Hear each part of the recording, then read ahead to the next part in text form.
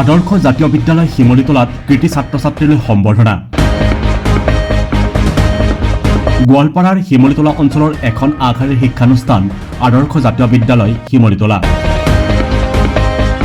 শিক্ষানুষ্ঠানখনৰ পৰা সদ্য ঘোষিত হাইস্কুল শিক্ষান্ত পৰীক্ষাত অৱতীৰ্ণ হোৱা মুঠ ২৮ গৰাকী পৰীক্ষাৰ্থীৰ ভিতৰত ২৪ গৰাকী উত্তীৰ্ণ হয় আৰু তাৰে প্ৰথম বিভাগত ৭ গৰাকী, ৪ গৰাকীৰ ষ্টাৰ নম্বৰ, দ্বিতীয় বিভাগত ১৩ আৰু তৃতীয় বিভাগত ৪ গৰাকী পৰীক্ষাৰ্থী উত্তীৰ্ণ হয়। আজি বুধবাৰৰ দুপৰীয়া বিদ্যালয় পৰিচালনা সমিতিৰ তৰফৰ পৰা আটাইকেইগৰাকী কৃতি ছাত্ৰ ছাত্ৰীলৈ একোখনকৈ ফুলাম গামোচা আৰু মানপত্ৰৰে সম্বৰ্ধনা জনোৱা হয়। বিদ্যালয়খনৰ অধ্যক্ষ জগত মেধিৰ পৌৰোহিত্যত আয়োজিত সম্বৰ্ধনা সভাত পৰিচালনা সমিতিৰ সভাপতি অৱসৰী শিক্ষক হৰিপদ মেধি, BPC কলেজ নগৰবেৰাৰ অৱসৰী অধ্যাপক তথা বিদ্যালয়খনৰ ৰেক্টৰ নিৰ্মল কলিতা, সম্পাদক নিৰঞ্জন শৰ্মা প্ৰমুখ্যে সমূহ অংশীদাৰ ও শিক্ষক ছাত্ৰ ছাত্ৰীসকল উপস্থিত থাকে। উল্লেখ্য যে বিদ্যালয়খনৰ পৰা সদ্য ঘোষিত হাইস্কুল শিক্ষান্ত পৰীক্ষাত কৃতি ছাত্ৰ শ্ৰীমান যুগান্ত শৰ্মাই মুঠ ৮১.83% নম্বৰ লাভ কৰি সুনাম কঢ়িয়াবলৈ সক্ষম হয়। বিদ্যালয় পৰিচালনা সমিতিয়ে আয়োজন কৰা এই সম্বৰ্ধনা সভাত উপস্থিত বক্তাসকলে ছাত্ৰ ছাত্ৰীসকলৰ মাৰ্গদৰ্শন, অনুশাসন আৰু জীৱনৰ লক্ষ্য স্থিৰ কৰা আদি সন্দৰ্ভত সাৰুৱা বক্তব্য প্ৰদান কৰে। চাওঁ আহক আদৰ্শ জাতীয় বিদ্যালয়ত কৃতি ছাত্ৰ ছাত্ৰীলৈ বুলি আয়োজন কৰা সম্বৰ্ধনা সভাৰ কেইটামান মুহূৰ্ত। News desk NB live.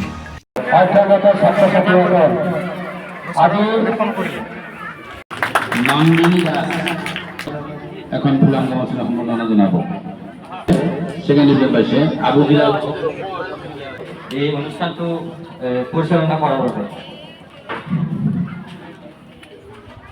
মই নমস্কাৰ মনত কৰিছোঁ। বাকীবিলাকে এই ক'ব বিচাৰিছোঁ যে নিজৰ পঢ়া পাতিৰ উপৰিও মোবাইল ব্যৱহাৰ কৰিও ছাত্ৰ ছাত্ৰী এটা ভাল নম্বৰ লাভ কৰিব। মোৰ শ্ৰদ্ধাৰ ছাৰ বাইদেউসকল আৰু ইয়াত উপস্থিত সকলো ভাইটি ভণ্টিসকল, বিদ্যালয় কৰ্তৃপক্ষক আন্তৰিক মনৰ পৰা ধন্যবাদ যাচিলে। আমি মাননীয় সভাপতি মহোদয় তথা এইখন বিদ্যালয়ৰ অধ্যক্ষ মহোদয়,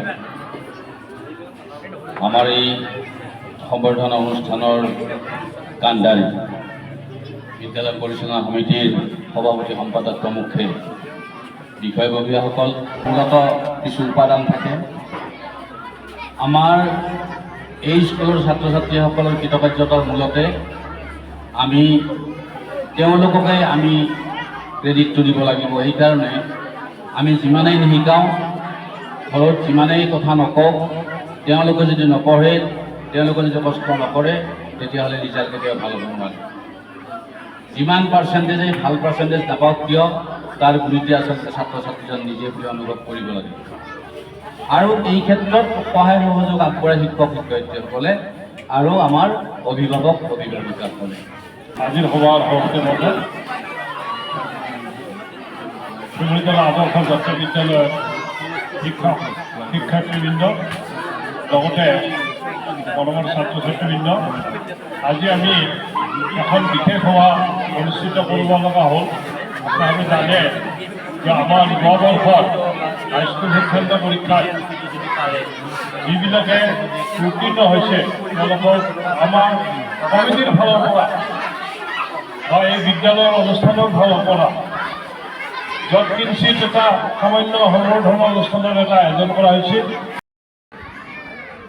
লগতে আজি আমি আহ্বান কৰি অনা উত্তীৰ্ণ সমূহ কণ মহিলাহঁত, তোমালোকে খোৱা গণ্ডগোল নকৰিবা। আমি আৰম্ভ কৰিছোঁ মিটিংখন, শুনা।